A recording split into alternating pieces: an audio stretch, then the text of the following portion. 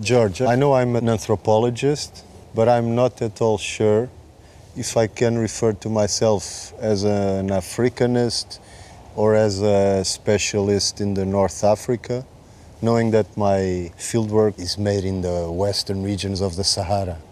Where shall I put myself academically? That's my question. Oh, Francisco, thank you very much. This is a very good question. I'm also dealing with this question because there seems to be a kind of division of labor between, on the one hand, the MENA region, this is Middle Eastern North African studies, and African studies, by which is meant mostly sub-Saharan studies. And which is left out, so to say, is the hugest desert in the world, which is the Sahara. So people working in the Sahara or neighboring regions, like in the northern Sahel or southern Sahel, do not really know where to put themselves, either to North African and Middle Eastern studies on the one hand, or to sub-Saharan studies on the other hand.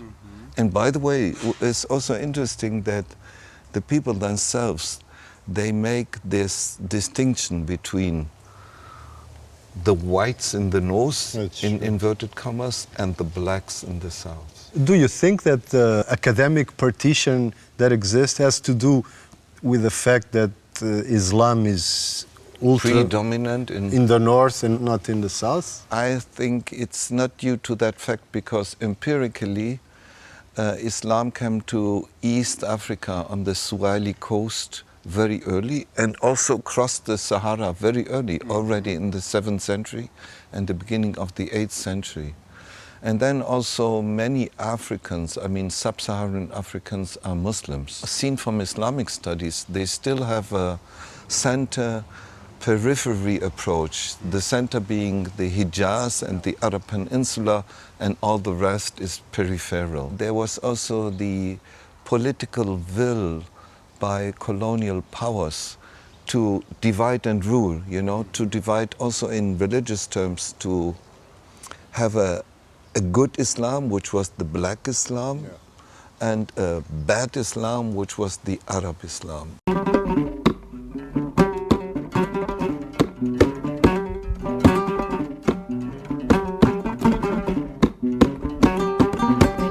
I think we are now in a situation where we need to overcome this divide and this division between Middle Eastern North African studies on the one hand and sub-Saharan studies on the other hand.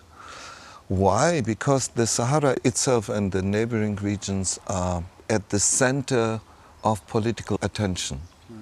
It is true that for many decades people were not very interested in the Sahara, but with resources found in the ground, and nowadays with the jihadi movements, plus also migratory movements crossing the Sahara, the political attention of the world is on the Sahara itself. It's high time to overcome this old-fashioned division between North Africa and sub-Saharan Africa.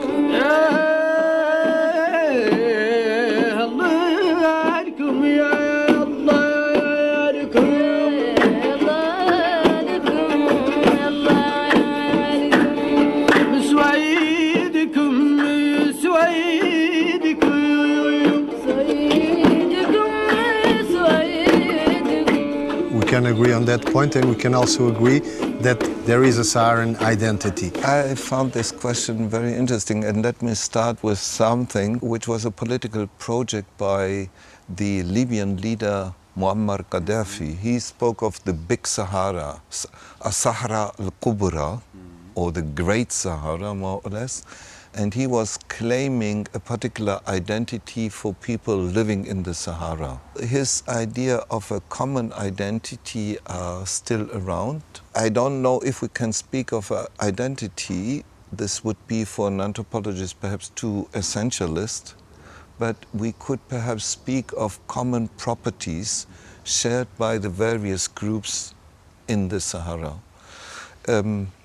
Common properties with regard to lifestyle. So dwellers of oases, then pastoralists or nomadic pastoralists, then traders crossing the Sahara and bringing goods from here and there or to the oases. In the old times, slave traders also, not only traders of goods, but also traders of people. And now we see a kind of revival of the transportation of people, because people in the Sahara are those ones who transport, so to say, immigrants to the Mediterranean shore or even to Europe. The new caravans. The new caravans and the new, we cannot say slave traders, but perhaps migrant traders in inverted commas. Maybe I could add Islam and the pyramidal social structure, no? Yes.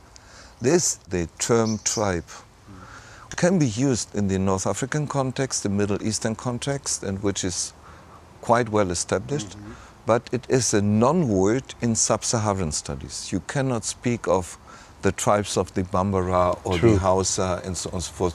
This is political incorrect. Academic taboo. Academic taboo, but even more, it was a pejorative term in the mouth of the colonizers.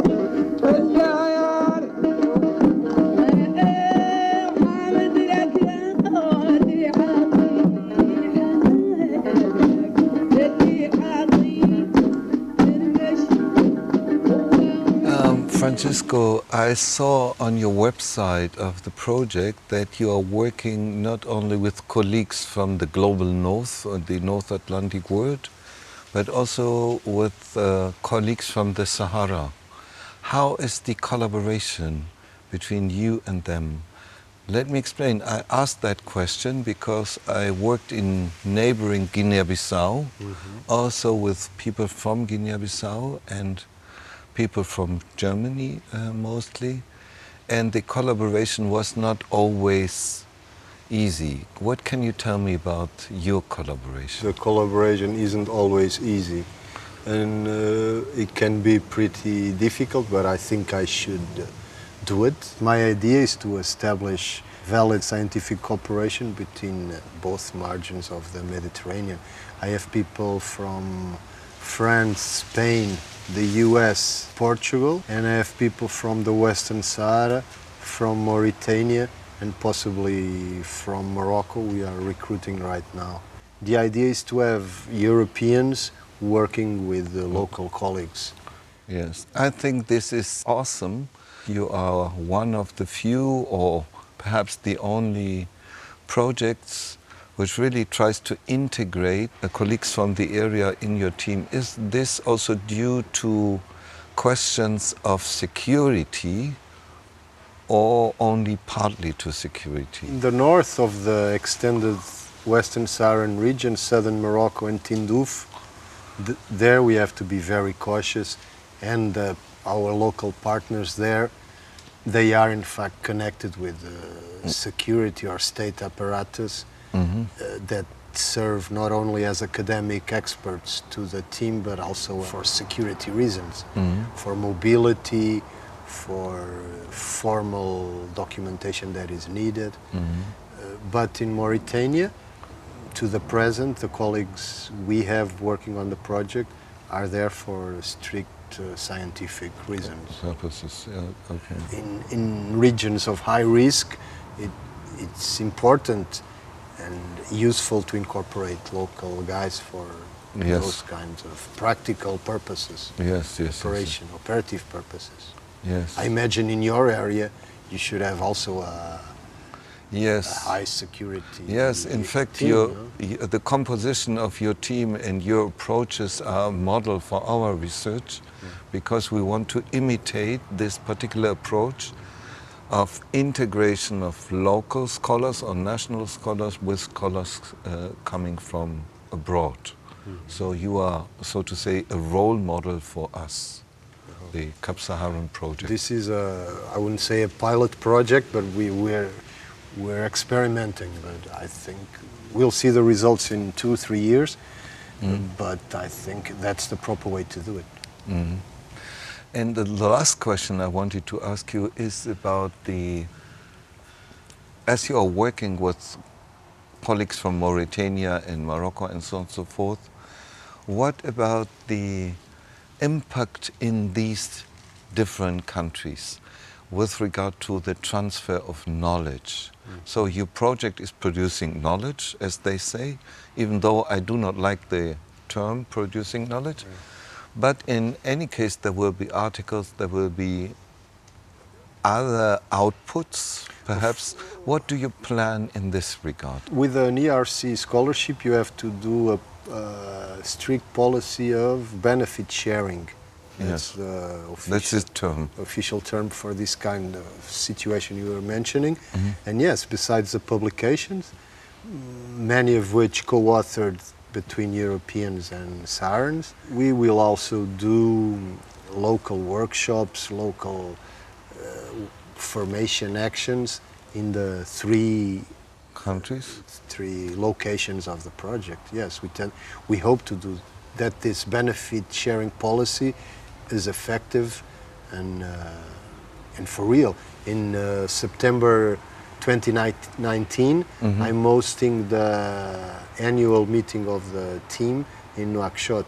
Oh, which is very good, yes. Hosted by a local research center and with some activities open to the scientific and public community there.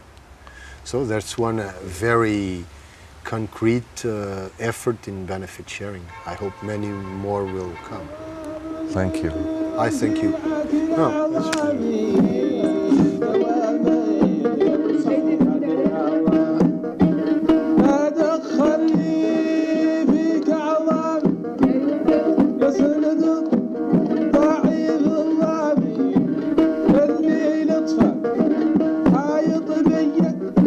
شورك تكلي وعتي صار